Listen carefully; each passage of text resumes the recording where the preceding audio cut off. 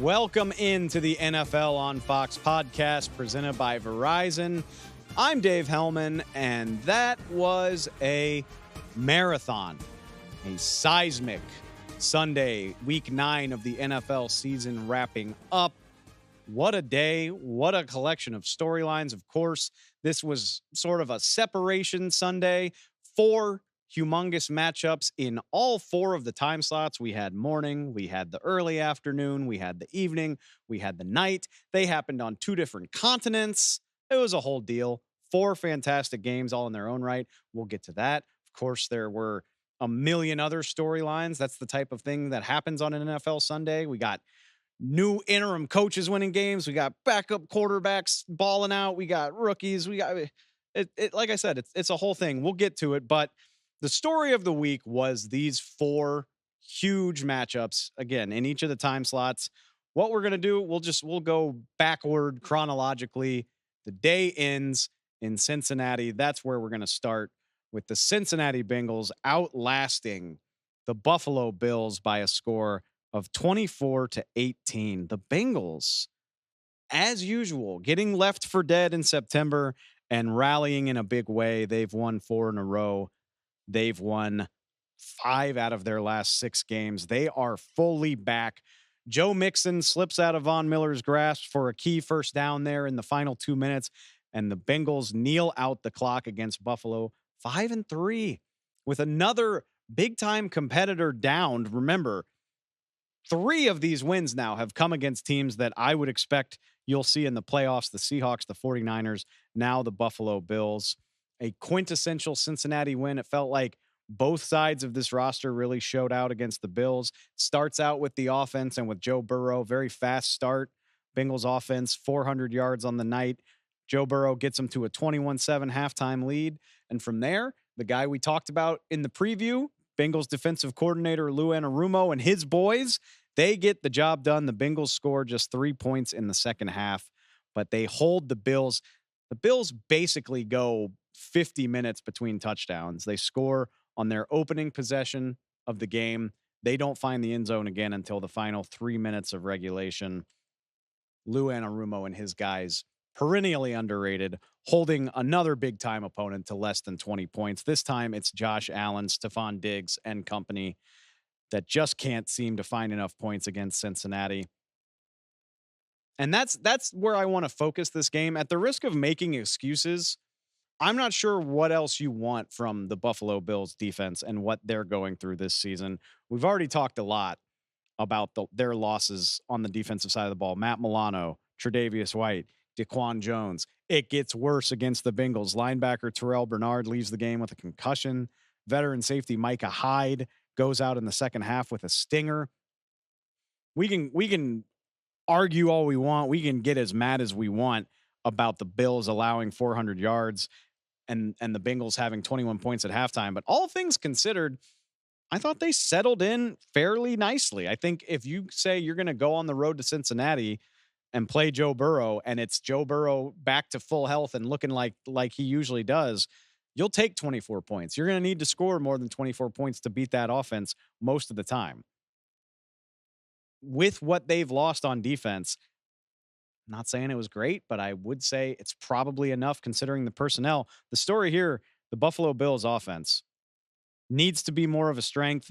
Bengals defense is incredibly salty, don't get me wrong, but to score on your opening possession and then struggle the way that the Bills did through the rest of regulation, true. Hey, everybody gets paid to do this job, right? The Bengals defense remains phenomenal, but the strength of this Bills team is always going to be Josh Allen, Stephon Diggs, finding a way to score points, just not consistent enough. There's going to be some things that stand out in this game. Skip to the end. I think that's the 2 things that'll get remembered. Both happened in the fourth quarter. Number 1, unfortunately, it's rookie tight end Dalton Kincaid's week to be the scapegoat. He was one of the heroes against Tampa Bay on Thursday night a week ago, scores a touchdown. Here against Cincinnati, he fumbles in the red zone at the start of the fourth quarter as the Bills are trying to mount a comeback. That is a score that changes the complexion. You know, maybe the Bills cut the score to 21-17 there and have a chance to win this game. The Bengals take over instead. I think that's something that's going to stand out. And then the other point being Bills head coach Sean McDermott, a very bizarre decision to challenge an incompletion on the Bills' final possession of the game. Comes on a first down. So that's the first part. Josh Allen throws incomplete to the sidelines on a 9-10 yard gain. On first down, ruled incomplete. McDermott challenges. I get it. Maybe there was a glove underneath the ball, but I didn't see enough to merit risking a timeout in that situation. Sure enough, the Bills don't get it. Again, all that means is that they're facing 2nd and 10 from the Cincinnati 37. They go down, score the touchdown, go for 2 points like the nerds love to do there at the end to cut it to a 6-point game.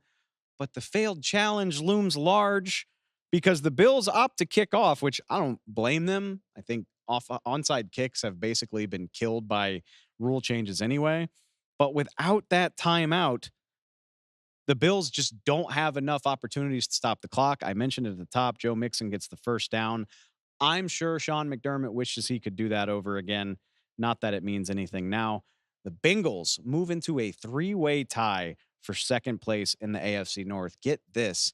If the season ended today, the entire AFC North would be in the playoffs. All 4 teams in that division winning in week 9. As for the Bills, I just mentioned it.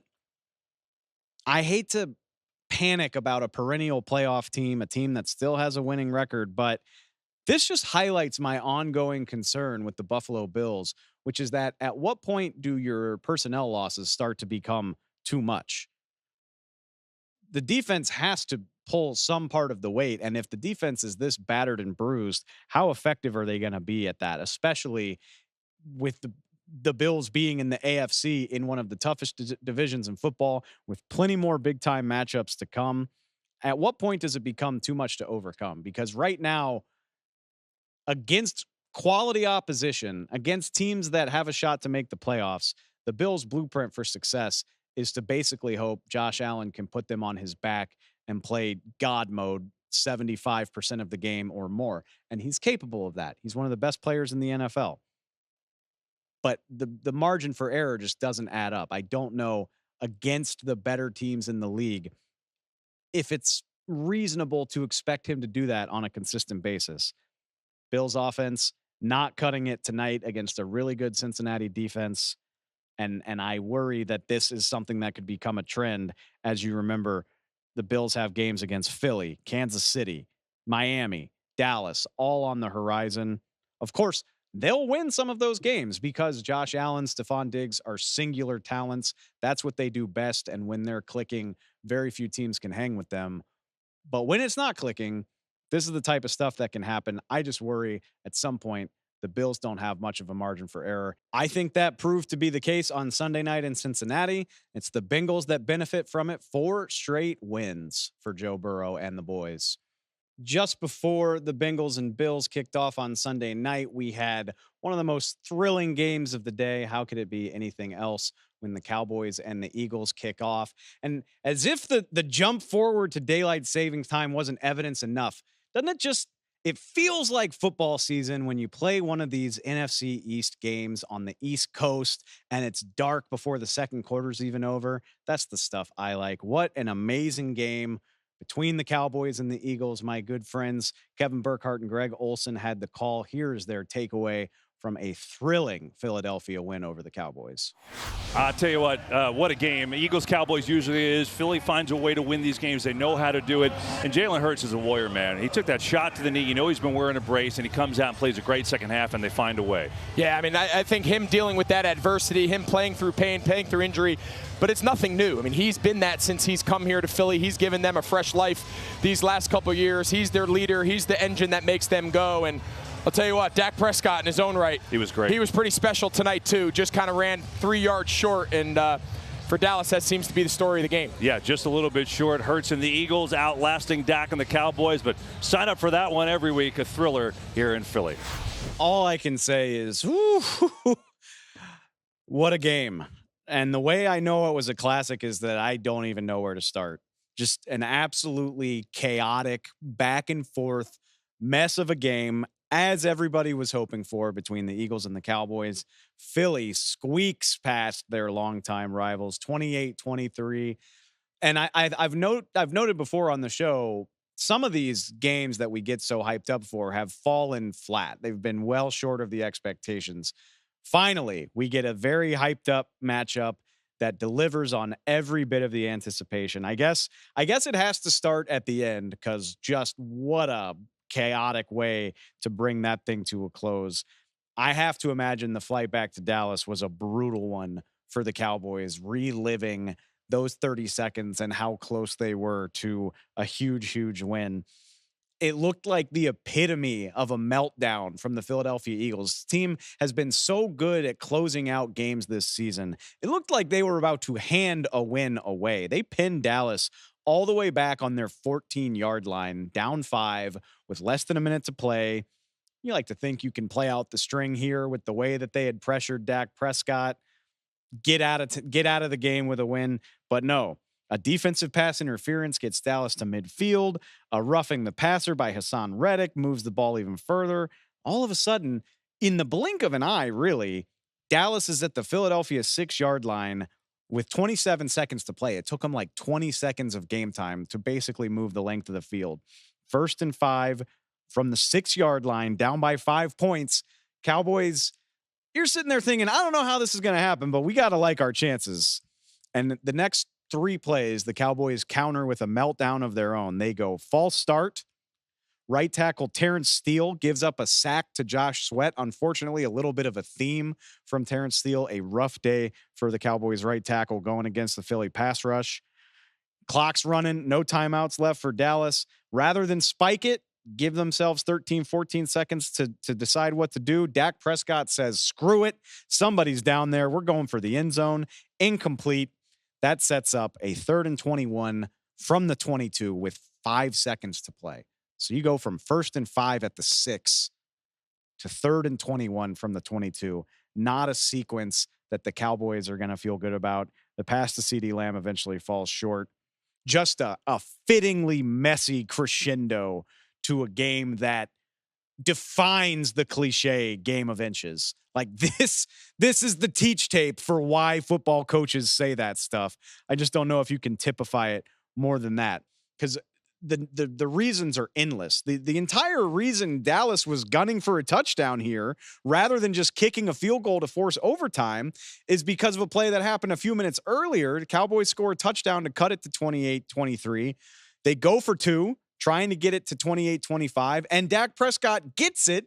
He reaches the ball right over the corner of the end zone, across the pylon, but wait, he steps out of bounds trying to evade a tackler literally a foot before he needed to. Not the best situational awareness from Dak Prescott.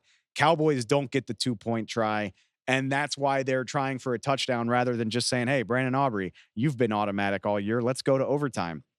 Half an hour before that, a Dallas touchdown is overruled on 4th down. Dak finds rookie Luke Schoonmaker at the goal line, reaches the ball across the line. Touchdown, Dallas. Oh, wait, no. His knee hits down before the ball breaks the plane. Turnover on downs, literally at the inch line. It's as close as you can get to the end zone without scoring.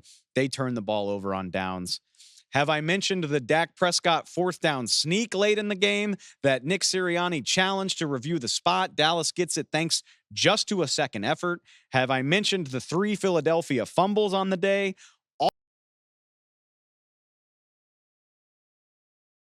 A minute to play at Philly's own 31-yard line. Like, the margin of error was so slim in this game that it hurts to think about.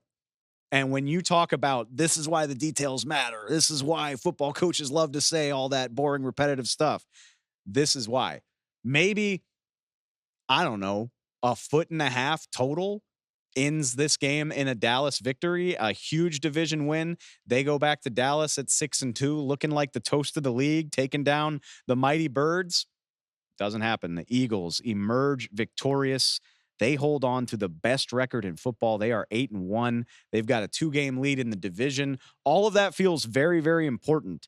You got a brutal stretch coming up. They're at Kansas City, then they're home against Buffalo and San Francisco. I think every win is going to count. Ironically, for as much as we've talked about the Philadelphia offense, and they clearly did their part, 28 points on the night, but the Philadelphia defense closed this thing out in a way that we've been looking for. Certainly not a perfect performance. I don't think it's fair to say they shut the Cowboys down the way that they shut down the Miami Dolphins a couple weeks ago. But keep in mind, Philadelphia went up 28-17 halfway through the third quarter. Jalen Hurts and the Philly offense, from that point on, only ran 9 plays. They basically went 3 and out for the rest of the game, really putting the onus on the Philly defense to stand up and hold on to this lead. To be fair, they did just that. It, again, came down to the very thinnest margin, their backs against the wall for most of the fourth quarter, but they found a way to get it done. I did think it was a super gutsy performance from Jalen Hurts. Felt like he barely had the ball for the last 20 minutes of this game, but it is worth mentioning, completed 75% of his passes in this game, 243 all-purpose yards and 2 touchdowns. Again, I think the Eagles were kind of able to dictate at least the early going. It certainly looked like they were on their way to a much less stressful win right up until that defensive meltdown there in the final minute. But Jalen Hurts gutting through that knee injury. I know nobody in Philadelphia wants to talk about it, but took a shot right before halftime, clearly was bothered by it. Very gutsy performance from Jalen Hurts to get the win. And look, on the flip side of this, I know horseshoes almost only counts in horseshoes and hand grenades. I feel like I messed that up every single time. But at the very least, a far better accounting of the Cowboys than what we saw last time they were in this window. You know, it feels like an eternity ago that San Francisco blew their doors off. A much better performance here. Dak Prescott, 374 yards, 3 touchdowns. Despite being under duress all day, he got sacked 5 times. Again, some of that protection out wide looking like a real problem for the Cowboys in this game. Kept them in it, gave them a chance. I know, the decision-making at the very end there, maybe you should have spiked it. Maybe, try not to melt down so much there at the very end. Obviously, missing the 2-point conversion, I'm sure that's going to haunt him. But a very, very nice accounting for the Cowboys. We're wondering all week, can they hang with the very best teams? It's not going to count in the standings, but a much better showing from the Cowboys. My only question now is how far behind the 8 ball are they? Again, they fall 2 games behind Philadelphia in the standings.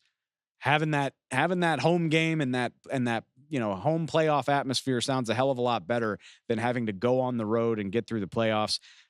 Season's only half over, and again, the Eagles are about to start a very hard stretch of their schedule, but I think the Cowboys are firmly up against it now when you talk about winning the division, trying to have some semblance of home field advantage. I'm getting a little bit ahead of myself here, but at the very least, it was nice to see the Cowboys look like they belong on the same field as the NFL's very best, because that just wasn't the case last time. Eagles have a quarterback who can make big plays when it matters. They've got an offensive line that lets them do pretty much whatever they want in crucial situations. And as we saw here, they've got a pass rush that can take over a game and make game-changing plays when it matters.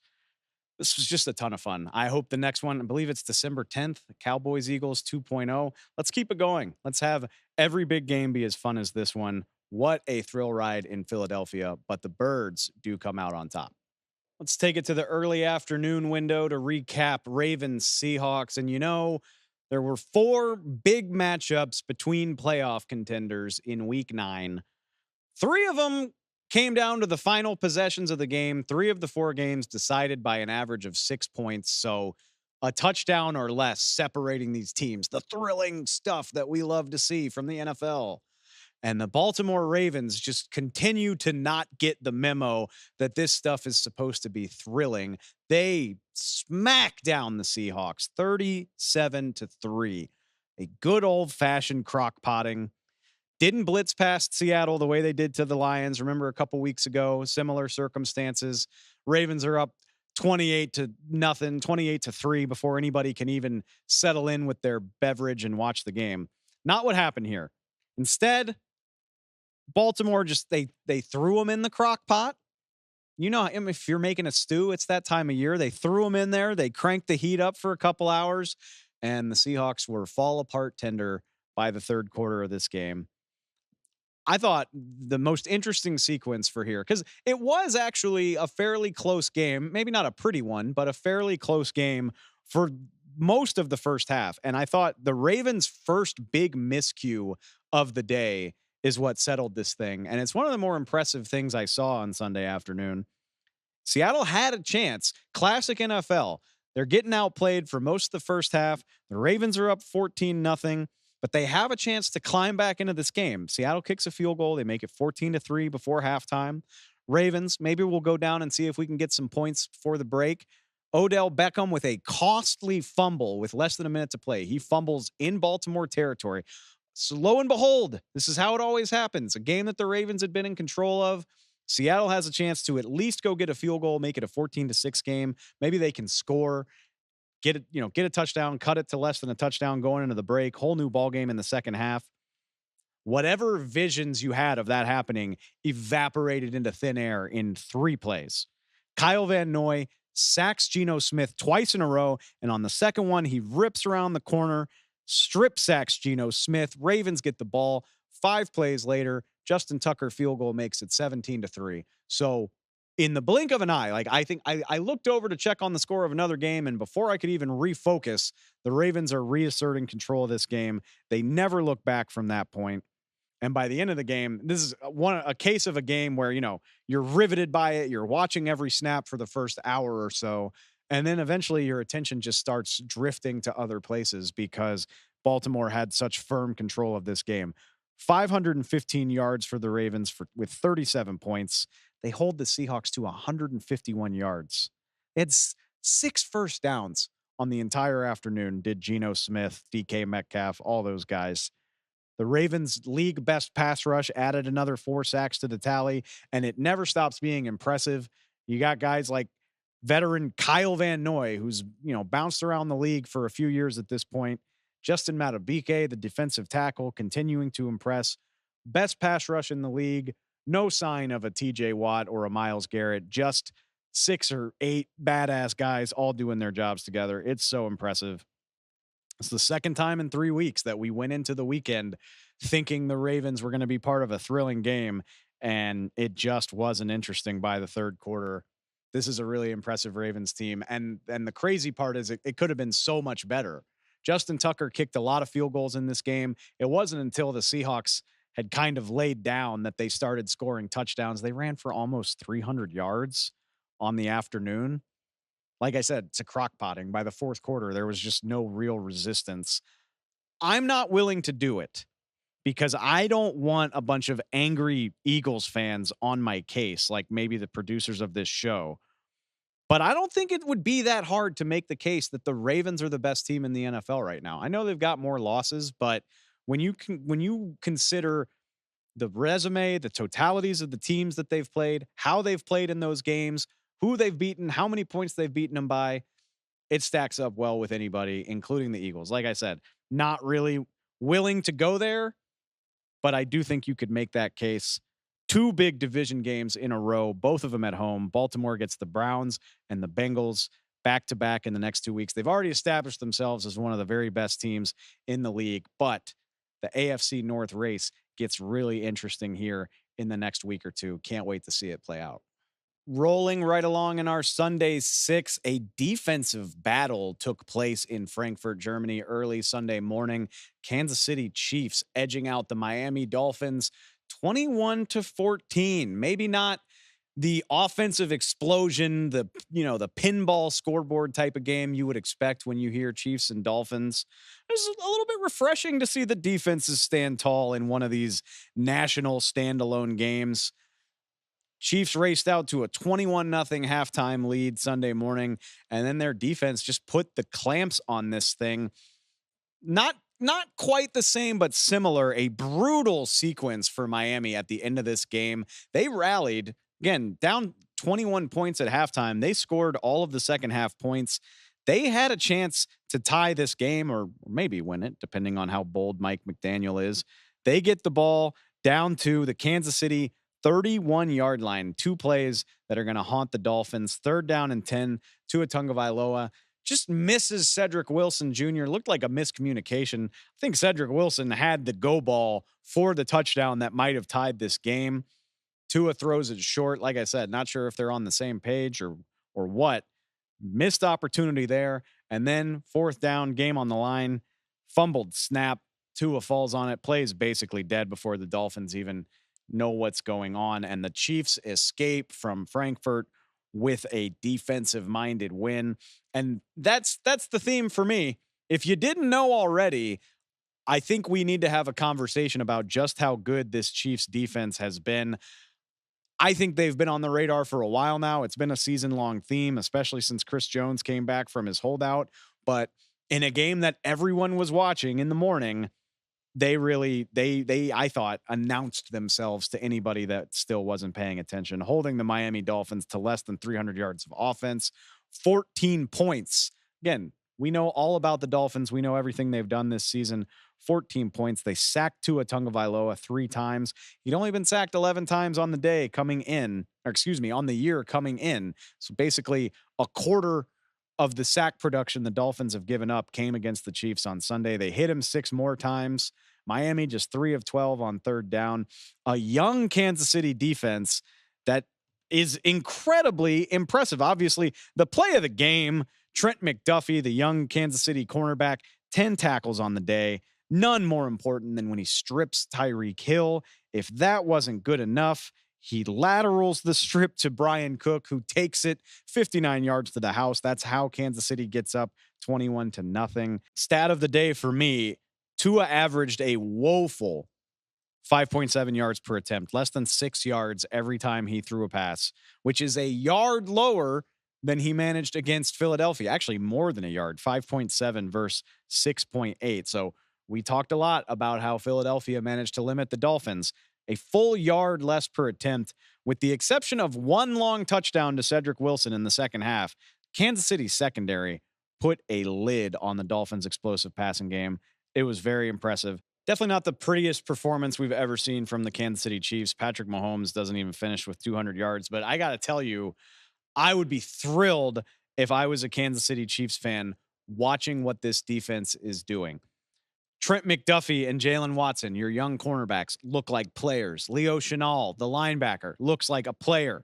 Brian Cook scores what winds up being the game-deciding touchdown on the fumble lateral return. One of the most fun plays of the day. Mentioned Nick Bolton already. These are all young players that are ascending, that are turning your defense into a strength of this team. It should be refreshing to know that the Kansas City Chiefs can win games when they're struggling to top 24, 25 points. We've seen them do it earlier this season as well against teams like Denver, 19 points in a win, beating Jacksonville while only scoring 17 points. This is beautiful stuff for a team that knows how to play in the playoffs. And that's why I'd be happy. Look, I know we're used to seeing the Chiefs average 28, 30 points a game. We're used to them lighting up the scoreboard. Passing game, once again, looked really herky-jerky. I can't believe nobody on the Chiefs offense caught more than 3 passes. Travis Kelce completely shut down in this game. And you saw the same ups and downs from all the receivers that we've talked about a million times before. But my thing is this. As long as you have Patrick Mahomes and Andy Reid, you've got a great shot to figure that out. When you're the Kansas City Chiefs, you can afford to look ahead. You can say, hey, we're 7-2. We're tied for the second best record in football. We've got a chance in our next game against Philadelphia, get a chance to go against the best Super Bowl rematch. Right now, playing as up and down as they have on offense, the Chiefs own the AFC West. They've got a commanding lead, tied again for the second best record in football. This looks like a team that's going to be hosting playoff football in Arrowhead once again. And for anybody else, I would feel crazy for getting that far ahead of myself, but not the Kansas City Chiefs. We trust them to be there. I have every confidence that they will. And over the course of the next 8-9 weeks, Patrick Mahomes and Andy Reid are going to have an opportunity to figure out how to be more consistent on offense. But in the meantime, you've now got a defense that can hold this Miami offense to 14 points, that has all these young, swaggy players building their confidence. You're winning multiple games without scoring 20 points. That is a positive. It would be worrying for anybody else, because anybody else, I would say, well, you got to get to the playoffs first. Not Kansas City. I can write them into the bracket right now. And so the rest of this season for them is, first of all, the fight for home field advantage. And second of all, tinkering with this offense and hoping that it's firing on all cylinders when things really start to get serious. That is a privilege that you have when you're the Chiefs or when you're a Chiefs fan. You can afford to think a month or two in advance. Not everybody gets to do that. But in the meantime, while your defense is doing this, that is a very exciting place to be, knowing that Patrick Mahomes has somebody that can help lift him up when he's not having his best day. Exciting times for Chiefs Kingdom. If I'm a Dolphins fan and I'm looking for a silver lining, I'll say the same thing. This defense is starting to look like the unit under Vic Fangio that was supposed to complement the Dolphins offense to a Super Bowl degree. Sunday was the first time Xavier Howard and Jalen Ramsey have played a game together.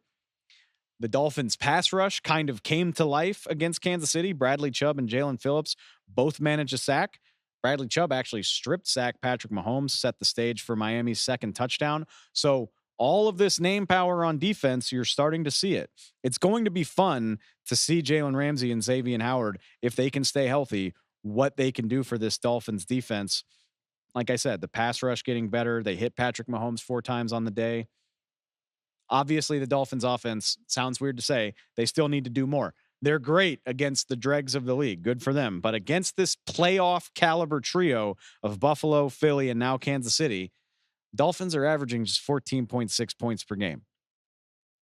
I mean, that in a league where you typically need about 22 to have a good shot to win, they're a full touchdown short. But it's nice to think that even with your offense this explosive, they might only need to score 20, 21 to have a shot against most teams if the defense is playing this well. So, yes, a bad showing for the Dolphins, I suppose, but admire the way they fought back, admire the way the defense played.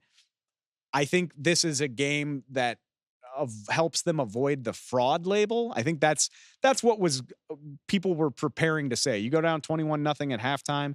If this game ends like 31-7, yeah, we're having a different conversation about the Dolphins. We're calling them frauds. We're saying this, that, and the other.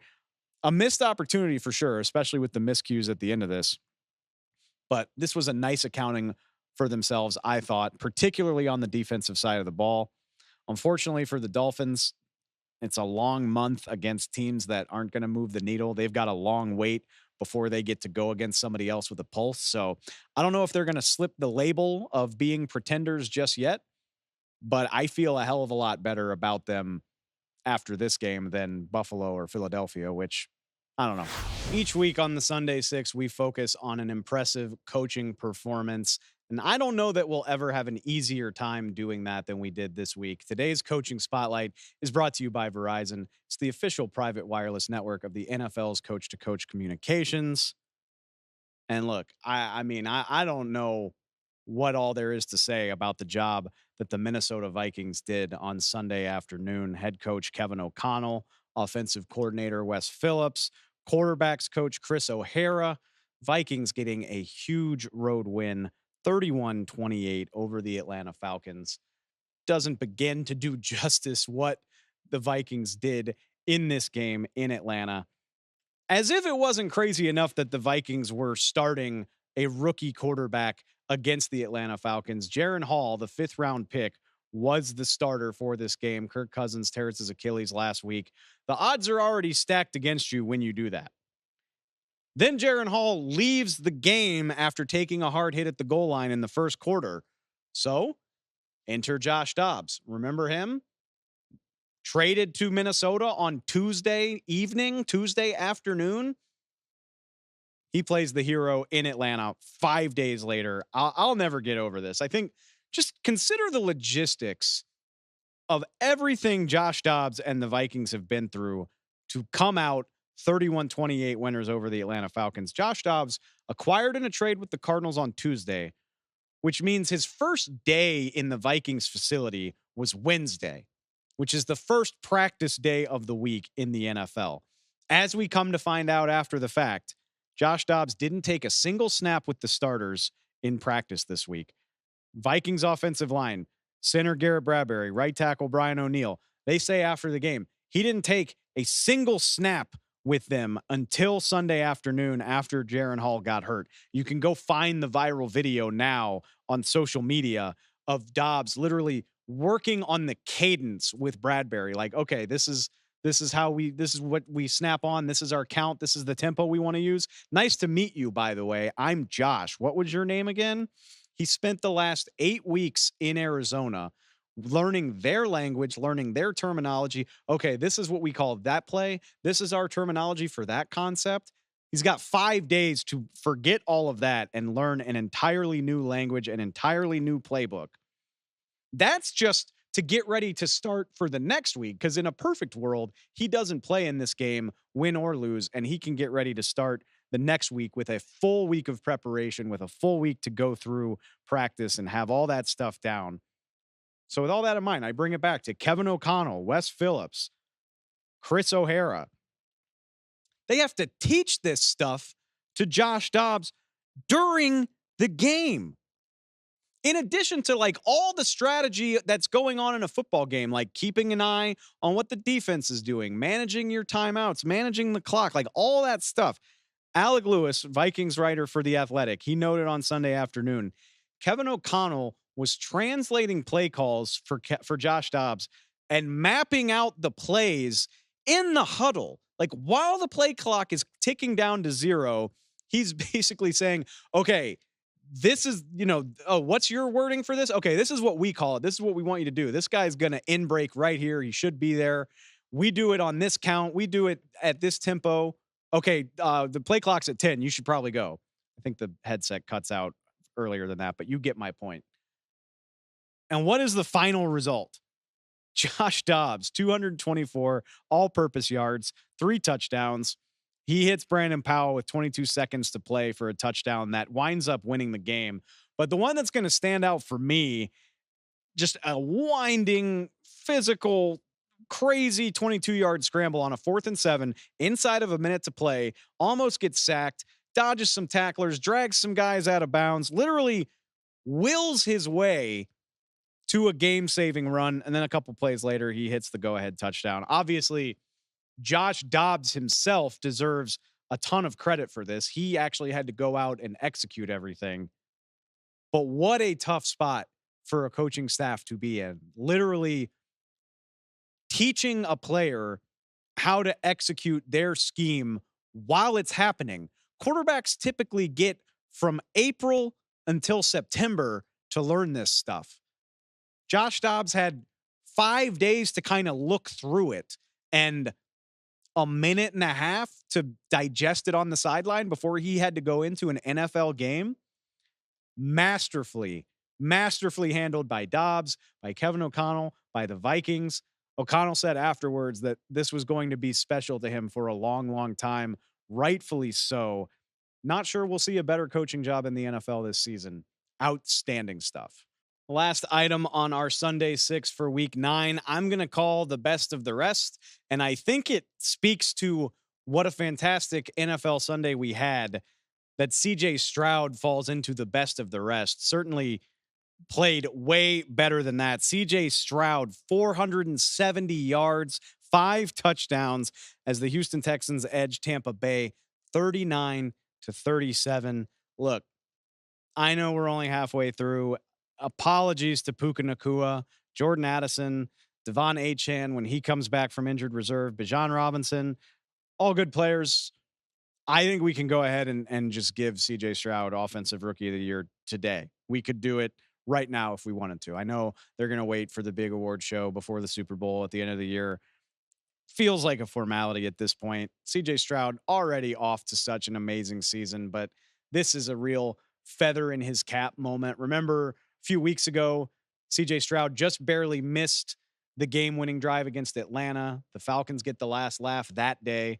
He comes right back against another NFC South team and does the damn job. My God, CJ Stroud, one of just 6 players in league history with 450 passing yards and 5 touchdowns in a game. He is just, he sets the rookie record, as you might guess, 470 freaking yards. Rookie record in a single game for passing yards. Houston Texans have their First time in franchise history, they have a trio of receivers go over 100 yards. Noah Brown, Tank Dell, and Dalton Schultz all go over 100, getting this win. It's one of those games where you can just read off stat milestones for 5 minutes.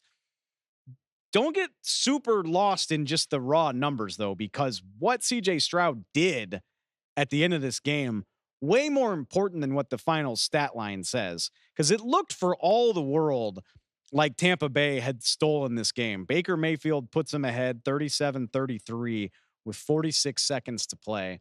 And CJ Stroud's been good, but it's a big ask of a rookie to get downfield. Field goals, first of all, they're down by 4. Second of all, they couldn't kick a field goal if they wanted to. They haven't been able to kick a field goal for most of the day because their kicker got hurt. Yes, he did have 2 timeouts in his pocket, but who cares? That's what timeout conservation is for, Sean McDermott, just so you know. It took CJ Stroud all of 6 snaps to get the Texans downfield. The game winner to Tank Dell in the back of the end zone, gorgeous. An absolutely gorgeous throw. This guy makes big boy throws in his sleep. I knew he could do it.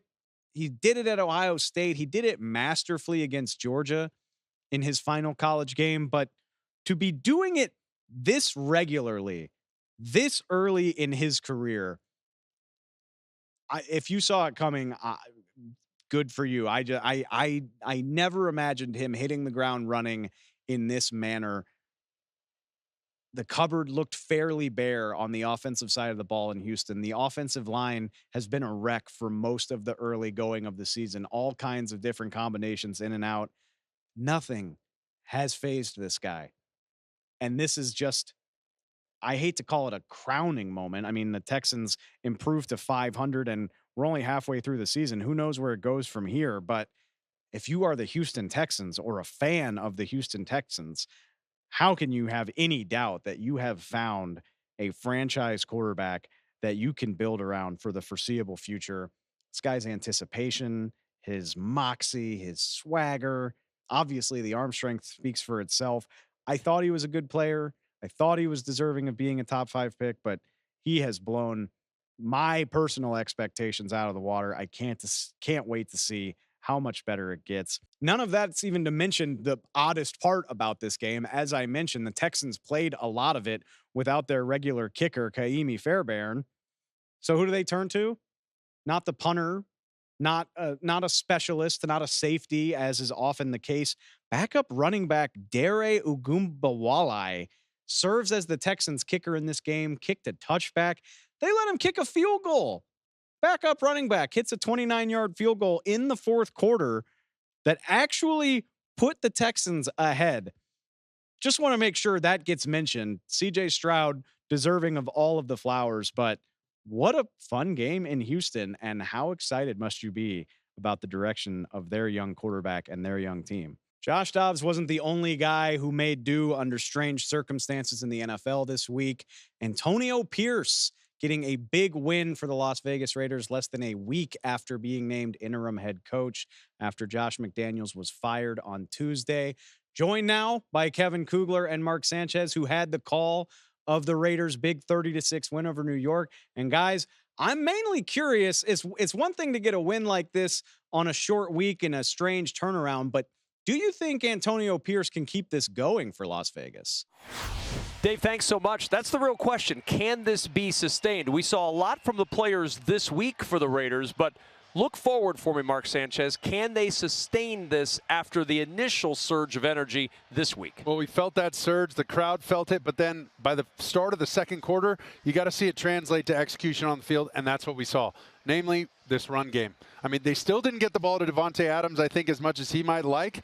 However, the Giants did everything they could to take him away. They capitalized on the run game, getting Josh Jacobs involved. Even in the receiving game, had a couple receptions. But most importantly is the quarterback, Aiden O'Connell. I mean, very few, if any, negative plays, took care of the football, efficient all the way up and down the field.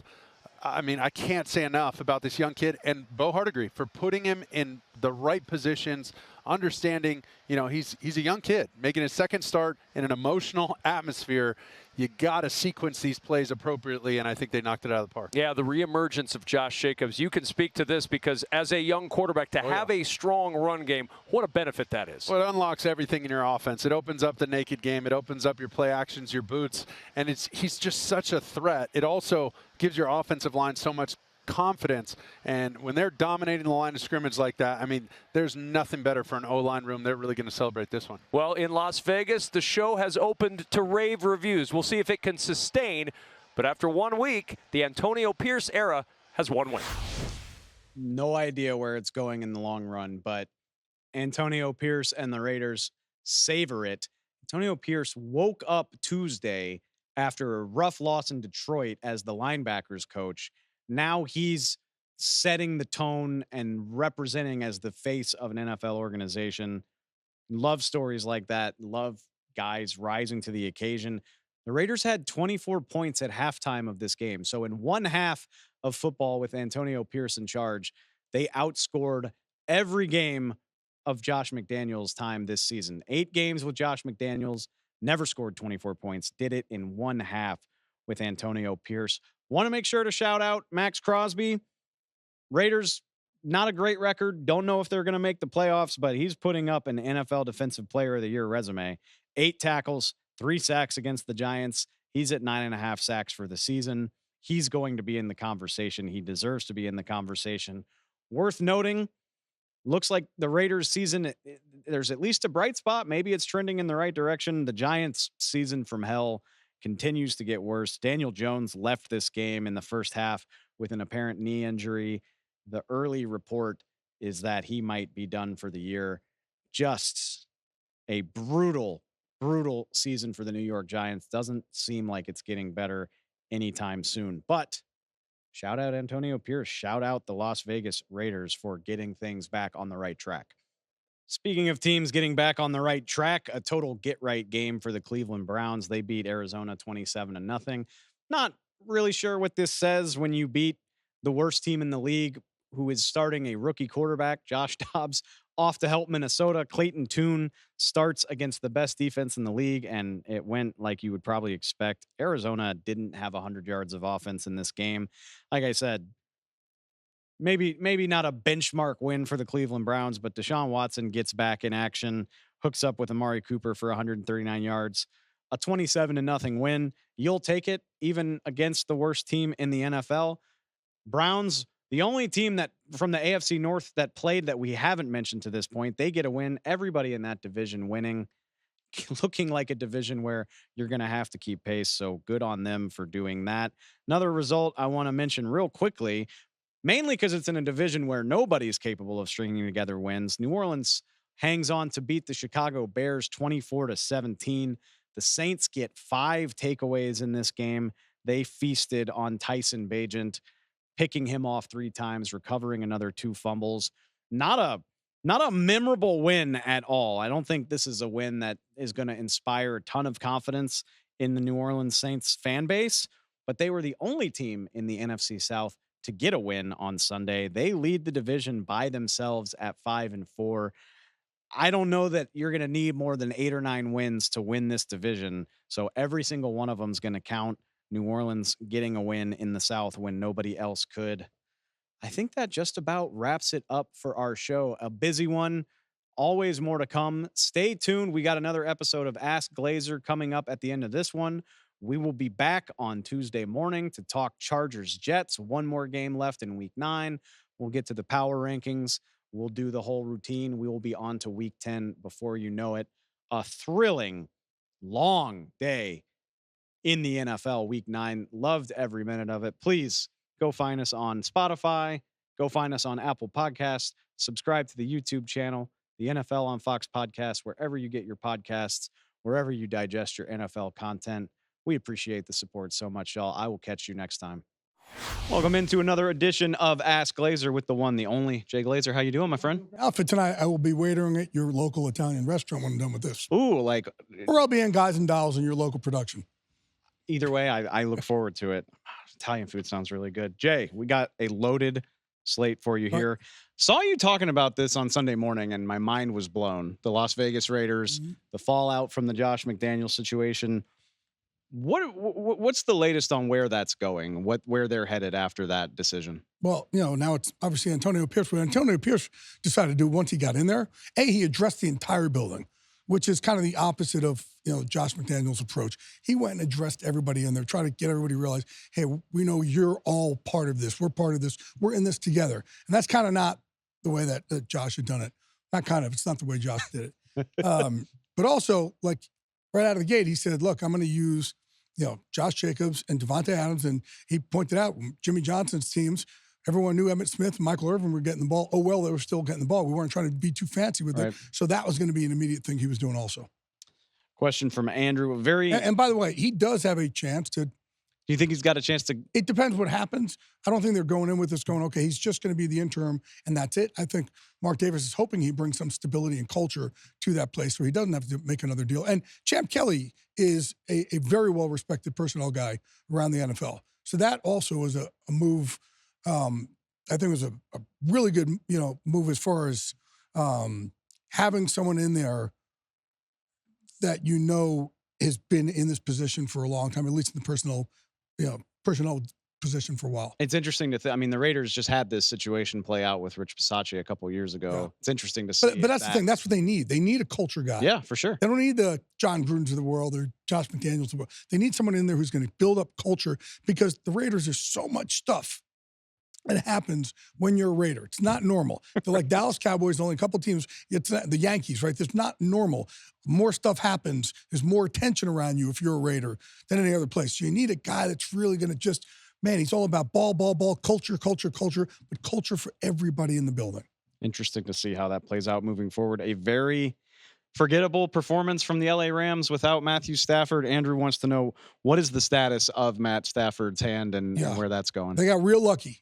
And I say this, when Matthew Stafford got hurt last week against Dallas, immediately they thought it was at least a year, like a season ender, like he tore his UCL. Oof. To the point where people on the Dallas Cowboys sideline told me they were like walking over and consoling him. And really? Yeah, there's a lot of respect around the league. Sure. They thought it was done for him. Wow. And when they got the actual MRI back or scan back, it turned out it was just a sprain, not a break or not a torn UCL. So that sprain is when he can grip that ball again, but it really should be just a couple of weeks. So they should have him back after the bye. They're hopeful. And that makes them such a different team. Yeah, obviously. Seen. So, okay, John wants to know. I love this question, kind of bridging the gap between college and pro football. Obviously, there is a saga following Michigan football right now with the signal stealing, whatever you want to call it, whatever's going on there. Does that hinder or change Jim Harbaugh's NFL prospects if he wants to make a change? I think you still have to let it play out. I think you got to let it play out and see what he knew, didn't know what it was. I think you have to let it play out. I don't think teams know the full. Sure. Everything. Seems like we're learning something new every day. So I think some teams will go, I don't care, that was college. Right. And other teams go, I care, that's that shows a character. So I still think it has to play out. Definitely something. There's not going to be unified thought by every team out there, by every owner. He's had flirtations with the league since going back to college, so worth watching. Couple big injuries. Question: any updates on Deebo Samuel and Justin Jefferson when they might be back? Yeah, Deebo Samuel, they expect him to come back after the bye. Trent Williams as well. They should be back after the bye. They're hopeful. Deebo, I think, has a better shot. And Justin Jefferson, that part I don't know yet. That's a hamstring injury. Obviously, they won. They're still in playoff contention, right? But I don't know how deep that hamstring injury was, to be honest with you. Seeing how well Josh Dobbs played for them, I'm sure, has a lot of people in Minnesota. What a stud Josh Dobbs is, right? What a stud story. Incredible, the way that he was able to do that. All right, I know I said last week we were done with the trade deadline. We can put it to bed. But I love this question from Chris. Chase Young dealt to the 49ers last week. Says, how many teams were in on him? Because it seems like a third-round pick was pretty cheap. And I agree with that. There were a couple other teams in on him. There were. But I think it made more sense for a team like the Niners who may rent him for a year and, don't really have – Chase is going to want to get paid, a huge contract. Not like Nick Bosa, but kind of, toward that range if you could get it, right? And they can't do it for both those guys. So I think a team like the Niners was perfect place for Chase Young. Seems like the Niners are a perfect place for every good player these days. All right, question from RM that I want to wrap up with, which I think is an interesting thought. Thrilling game that the Bucs lose to the Texans, but it is a 4th straight loss. He wants to know, what's the benefit of sticking with Baker? Should they look at Kyle Trask? Should the Bucs consider a quarterback change? Any other division? I'd say, yeah, but no, like you're still right there in Tampa. Absolutely. And that's why, look, teams called about trading for Mike Evans, and they're like, no, we're still in this thing. So they weren't interested in doing that. So you're still in it in the South, no matter what time you have here. And all you got to do is get in the dance at the end. That's it. So even if you have a losing record, you just got to get in it, and then anything can happen. And look, they know what Kyle Trask could do. Right? They see him every day. They know what Baker Mayfield could do. So I think, if they thought Kyle Trask would give us a better shot to win right now, we'd go over and do that. But I don't think they believe that. I don't know if I have a soft spot for Todd Bowles or what, but I don't think the Bucs are a bad team. And to your, 8-9 wins gets you a home playoff game. Yeah. I'm with you. I don't necessarily see the point. Jay, always fun. Thank you, brother. Doing chicken parm tonight. What are we serving? What are you doing?